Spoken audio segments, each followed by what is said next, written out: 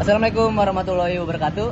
Halo teman-teman, perkenalkan nama saya Rival Farizki dari kelas 1B dengan nomor NPM terakhir saya 100. Saya dari program studi pendidikan bahasa sastra Indonesia. Jadi saya di sini akan membahas tentang 3 hal penting dalam fonologi, yaitu variasi fonem, bentuk diftong, dan distribusi fonem. Ketiga hal ini membahas bagaimana bunyi-bunyi bahasa bekerja dalam ucapan sehari-hari. Yuk kita bahas satu persatu. Di slide pertama kita akan membahas variasi fonem. Apa itu variasi fonem? Variasi fonem adalah perbedaan cara pengucapan satu fonem yang tidak mengubah arti kata. Variasi ini disebut juga alofon. Artinya bunyinya bisa sedikit berbeda, tetapi maknanya sama. Contohnya, dalam bahasa Indonesia, fonem K pada kata kami diucapkan dengan bunyi K yang kuat di awal kata.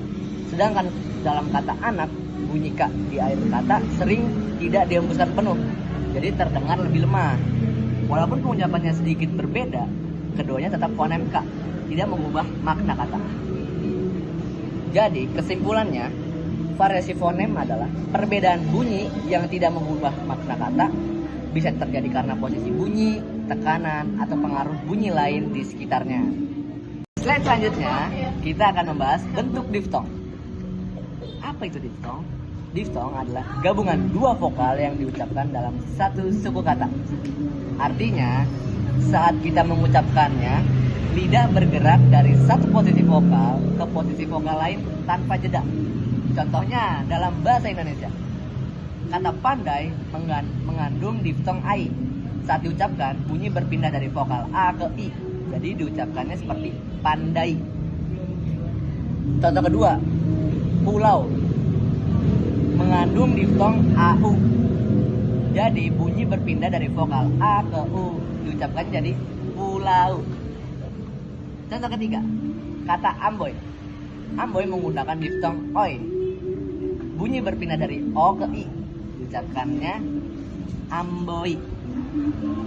Kalau dua vokal berada di suku kata yang berbeda, itu bukan diftong. Misalnya kata maaf dibaca jadi maaf. Dua suku kata jadi bukan diftong.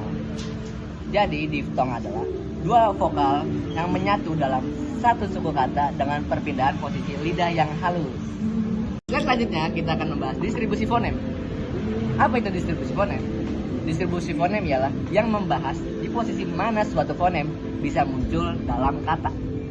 Apakah di awal kata, di tengah kata, atau di akhir kata. Di sini ada 3 jenis posisi fonem, di awal kata, di tengah kata, dan di akhir kata. Tujuannya untuk mengetahui pola bunyi dalam suatu bahasa. Misalnya fonem N dan eng tidak bisa muncul di awal kata dalam bahasa Indonesia.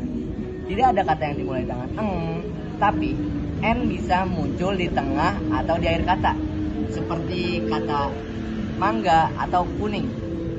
Jadi, distribusi fonem membantu kita memahami aturan bunyi dalam bahasa, agar kita tahu mana yang wajar, mana yang tidak. Jadi, teman-teman, bisa kita simpulkan bahwa variasi fonem adalah perbedaan bunyi yang tidak mengubah makna. Diftong adalah dua vokal yang diucapkan dalam satu suku kata. Dan distribusi fonem menjelaskan di mana bunyi bisa muncul dalam suatu kata.